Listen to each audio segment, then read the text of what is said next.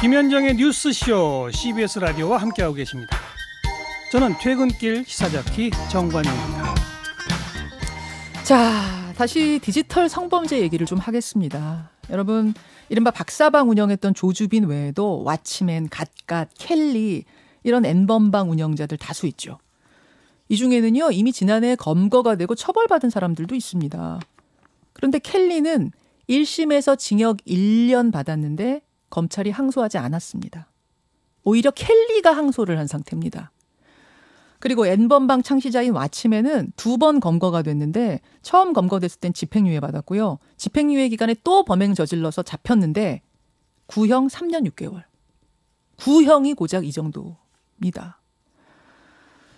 우리 수사기관과 법원이 그동안 디지털 성범죄를 얼마나 가볍게 여겨왔던 건지 이런 생각을 좀 하게 됩니다. 돌아볼 때입니다. 자, 이 상황에 대해서 할 말이 많다는 분, 법무부 양성평등정책 특별자문관으로 지금 일하고 계세요.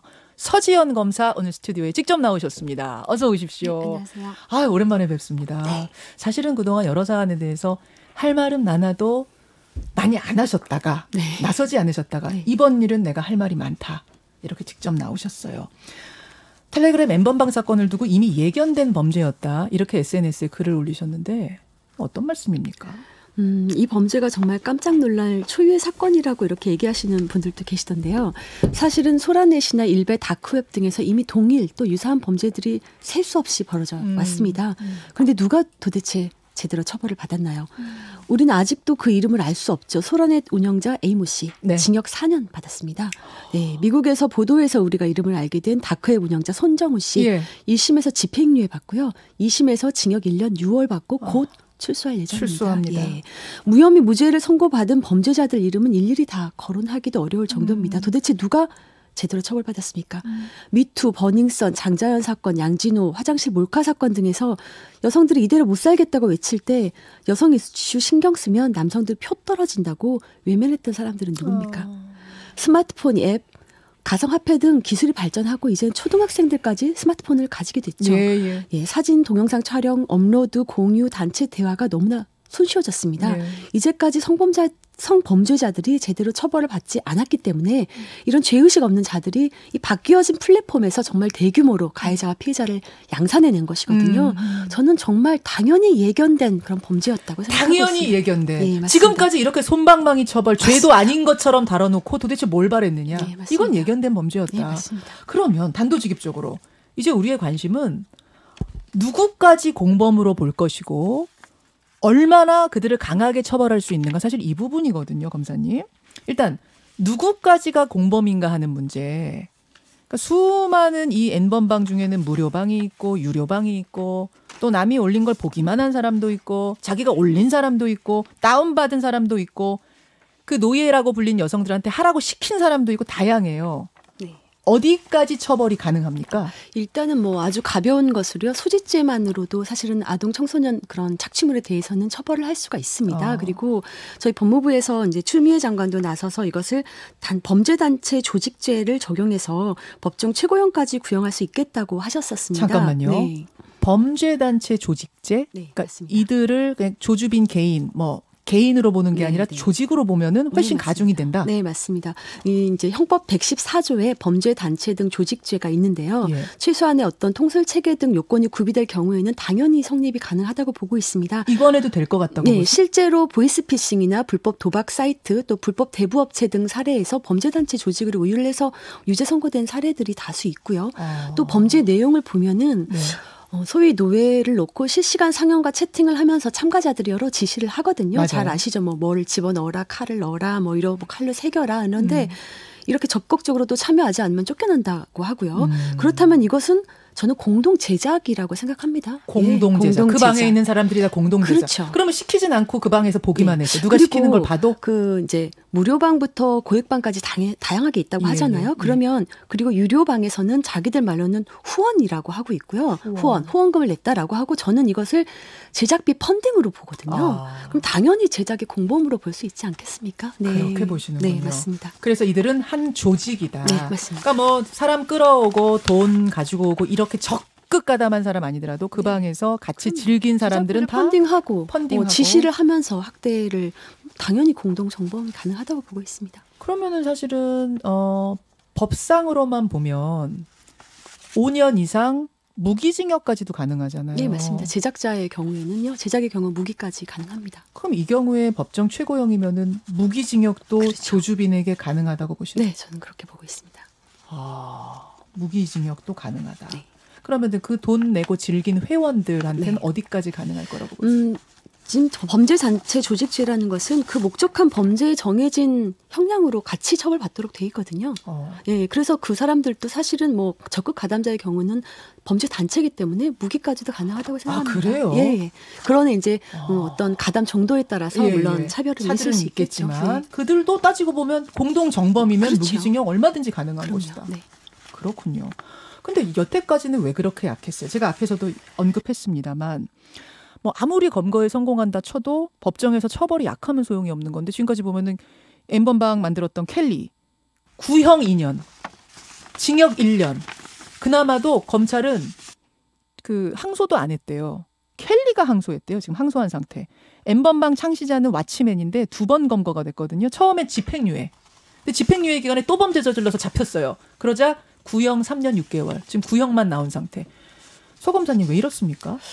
저는 이제까지 이 디지털 성범죄에 대한 인식이 그 일상 그 현실 세계에서의 범죄보다 굉장히 가볍다는 게 보통 인식이었거든요. 현실 세계에서의 뭐 살인 강도가 중하지 디지털 이 세상에서의 범죄가 얼마나 중하냐라고 얘기를 해왔는데 이제는 그런 패러다임의 대전환이 필요하다고 생각합니다. 왜냐하면 이제는 실제 현실 세계보다 가상현실에서 범죄가 훨씬 잔혹하고 맞아요. 그리고 전파성이 너무나 강하고 연구에 남거든요. 그렇다면은 이제는 이런 현실 세계의 범죄보다 훨씬 더 강력한 처벌이 필요하다고 생각하고요. 이제까지 그렇게 우리가 디지털 성범죄를 가볍게 여겼던 것이 큰 원인이 아니었을까라고 생각합니다. 진짜로 뭐 이제 검찰에 계시는 분이니까 진짜 이제 검찰 안에서도 법을 이제 뭐 죄를 다루는 검찰 안에서도 터치를 한 뭐 강간이나 성추행하고 손끝 하나 안 건드렸지만 그 여성에게 평생 어떤 굴레를 씌우고 상처를 주는 이거 하고 여태까지는 좀 다루는 게 달랐어요. 굉장히 많이 달랐죠. 굉장히 많이 달랐어요. 네. 손끝을 안 건드렸기 때문에 그건 좀 그렇죠. 그게 얼마나 중요한 범죄인지에 대한 인식이 사실은 부족했다고 생각합니다. 참 우리도 반성할 게 있죠. 사실 우리 사회에서도. 네. 그리고 일반적으로 우리 이제 특히 뭐 중년 어떤 남성분 중에서는 뭐 야동 안 본 사람이 세상에 어디 있어? 뭐 남자라면 다 야동 보지 이렇게 얘기를 하는데 그거 본능이야. 네, 왜 그렇게 얘기하는데 사실 이거는 그분들이 생각하는 야동이 아니거든요. 예, 성착취물입니다. 예, 음란물이나 야동이 아니라 성착취물이고요. 그렇죠. 이런 성착취 범죄에 대해서는 정말 강력히 처벌해야 된다는 인식이 필요하고요.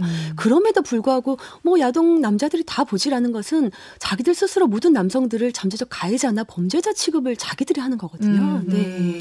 맞아요. 그런 인식의 변화가 일단 있어야 될 것 같고 검찰 전체로 놓고 봤을 때 우리 서 검사님처럼 이제 인식하는 어떤 인식의 전환이 얼마나 이루어졌다고 보세요?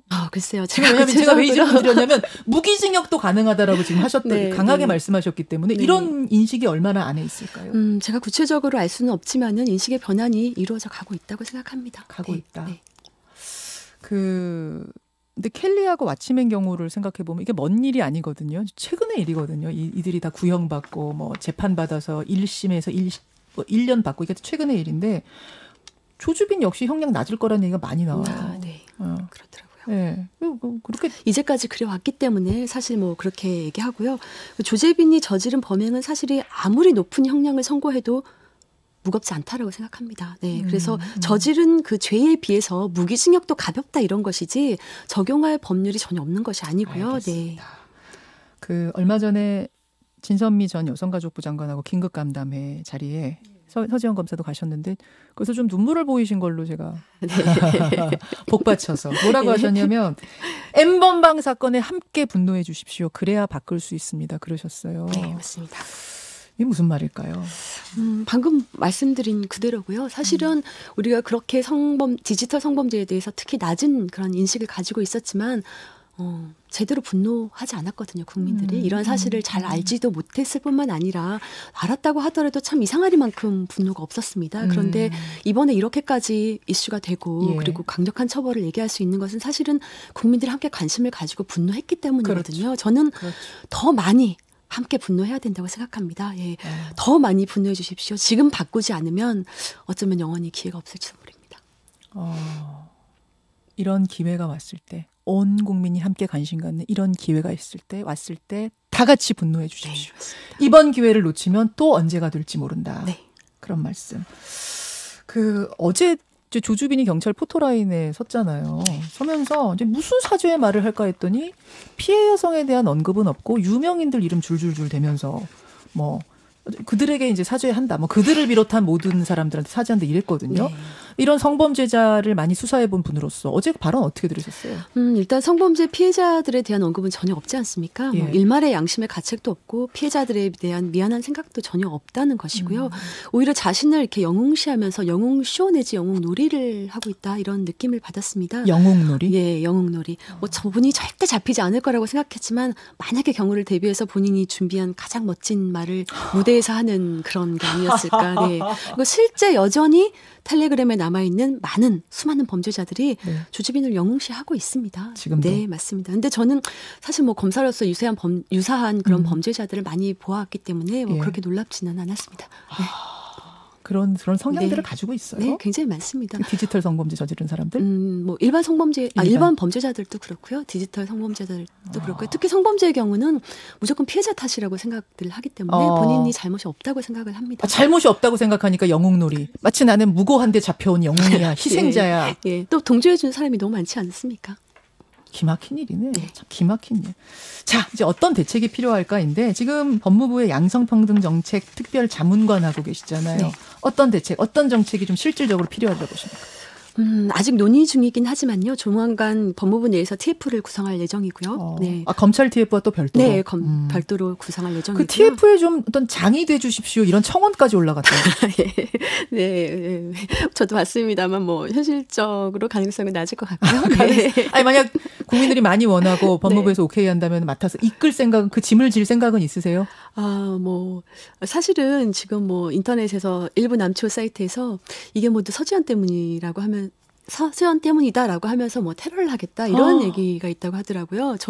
서지현 검사 테러한다고요? 예, 마치 뭐 제가 26만 명을 조정해서 범죄를 시키고 이 수백만의 국민을 조정해서 청원을 일으킨 사람처럼 저를 뭐 굉장히 이렇게 뭐 초능력자 취급을 한다고 하더라고요. 네. 근데 저는 이게 다 범죄자 자신들 때문이라고 얘기해주고 싶고요. 근데 그래서 사실은 뭐 가족들에게 뒷일을 부탁한다는 얘기는 해놨습니다. 네. 세상에.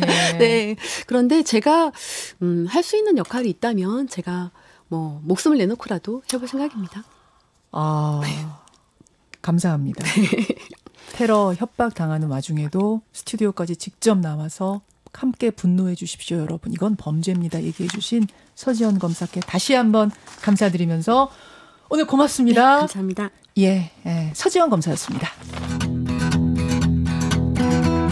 김현정의 뉴스쇼는 청취자 여러분의 참여로 이루어집니다. 트위터, 페이스북, 레인보우 게시판, 그리고 단문 50원, 장문 100원의 유료 문자 샵 1212, 우물정 1212 통해 참여하실 수 있습니다. 김현정의 뉴스쇼, 여러분과 함께 만듭니다.